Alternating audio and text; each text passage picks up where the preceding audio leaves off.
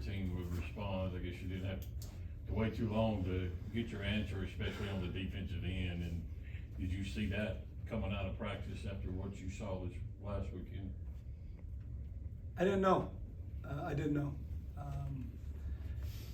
That's the response that we all wanted, but I didn't know what it was going to look like.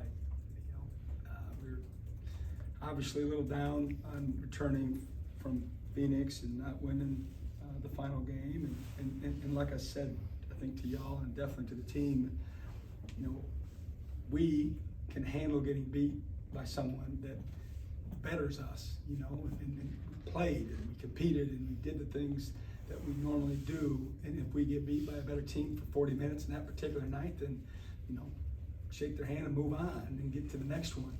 But that wasn't the feeling that we had. And I think they realized it in watching tape when we got back and got reorganized. And so I didn't know. I didn't know exactly what the response was going to be, but I'm certainly glad it was what unfolded tonight. We'll stay front row. We'll go Benjamin, Sam, and then Robbie. You guys you were able to dominate on the boards and in the paint. Murphy and Nwoko both had big nights. What have you seen from each of them just in terms of the way they've developed throughout the course of the season so far and the way they fit in your system? Yeah, we've talked about Murph a lot. He's had some nice games. It's nice to see him do it against, power 4 or 5 competition. Mike, has been getting better and better. We've talked about him since he's arrived that, our young bigs were going to be a work in progress, and their mantra was to get better every day, to be good later. And they're all young guys, and Mike's obviously been getting the lion's share of the minutes of those 3 young guys, but he showed tonight what he's capable of.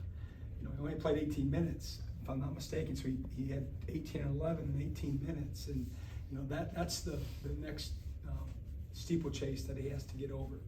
Like, he's really good when he's fresh, and unfortunately for him and us right now, when he's not fresh, it drops way too much. Just his efficiency, his attention to detail, his demeanor, just his overall game. And he knows, we've talked about it plenty. And so I got to watch it because I can't play him that long before he tires out, and he's just not as good a basketball player. So that's the deal with him. He's got to get in better shape. He's got to get in better shape, or he's got to get a little more mentally tougher so he can play at a higher level for a longer period of time. But the thing I love about him is he's a wonderful kid. He's a hard worker. He's gotten better. He's a sponge. He wants more. He wants film. He wants extra.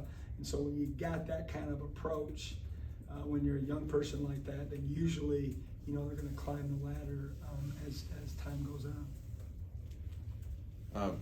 It seemed like particularly early at the large run you guys went on kind of started on the defensive end of the floor. What kind of adjustments at all were maybe made from the last game into this game, or what did you just kind of like from the defense tonight? We watched some tough tape. We talk about point of attack a lot, whether it be guarding the ball in a one-on-one situation, whether it be guarding a ball screen in a 2-on-2 situation, or if it's 2 of them, a 3-on-3, or what's popular now is the zoom action with the handler and 2 screeners up off the ball playing a 3-man game. And we talk about point of attack defense, whatever it is. And we showed them probably 20 clips of our last outing where it was poor, and everything that happened after that point of attack didn't result in good things for us. And so we really spent a lot of time on that and showed them it and just tried to get better at it. It wasn't, like we didn't go back to the drawing board and start defending, any different at point of attack, other than we tweaked our ball screen coverage a little bit. We would have done that regardless of how we played, just because of the dynamic guards that Pittsburgh had out front. We just felt like we needed to try to keep them in front of us a little bit more than we have in past, but that's really all it was. Robbie, second row middle. Coach, you've been real vocal about the improvements and what you've seen from Kesan, and you're starting to see it more consistently. He's putting it together. Do you feel like this is kind of who he is? We saw those flashes last year, but do you feel like, you're finally seeing, who he is on a consistent basis? Well, you guys are seeing it. I see it in practice, and fortunately, he's making me look like I know what I'm talking about, because I brag about him a lot. You guys that have been in these rooms know that, and I was like, hey, he better play well on game day, because I'm sitting here singing his praises, and if he didn't, it'd be like, well, what's he talking about? And I knew it would get to the court. He's been so consistent with his daily approach, mentally and physically, and you can ask anyone on our team about him. Like, he's hard to get off the court. He never takes breaks. When they go 5-on-5 a lot, we kind of let them sub on their own for the most part, although we track who's in the game and who's not. And he's always at the top of the list of percentage of possessions of him being in the game. Well, it'd be really easy for him not to, but he just wants it like that. He wants the reps. He wants to get better. And again, just an awesome kid and fun to be around. And I'll keep saying it, like, no one deserves success more than him for what he did, and for him to believe in us when all that injuries happened and he wasn't going the way he envisioned it going, and he stuck with us. And I'm just glad that he's getting to reap the dividends of it. Coach Jacob, first row to coach's right. Coach RJ played some good defense tonight and hit a couple big 3-point shots for y'all. What kind of strides have you seen him make since arriving this summer? Yeah, I think he can be a good defender for us. He's shown flashes of it. He's rangy, he's long. I don't think he was probably ever talked about as being a really good defender, and for him, to be as good as he needs to be for us, that's an area of the floor that he needs to focus on a little bit more, and he has. I think he made his first shot, if I'm not mistaken. I thought he got a little excited and jacked up a couple ones pretty quickly there, but he settled in, and he and a lot of other guys, but him in particular, he's become kind of a Swiss Army knife for us, where you play him at multiple positions because of his length. We can play small ball forward with him, and certainly he can play his natural position as a 3, and he's become a quick enough defender to even slide in there and play some 2 as well, and that's a luxury when you got more players that can do that kind of thing. Go to Brian, second row left. Coming into this game, are you more surprised that you scored 90 or only gave them 57? Usually I say good question when you ask me that, or any question. I haven't thought about it. I just wanted to play well.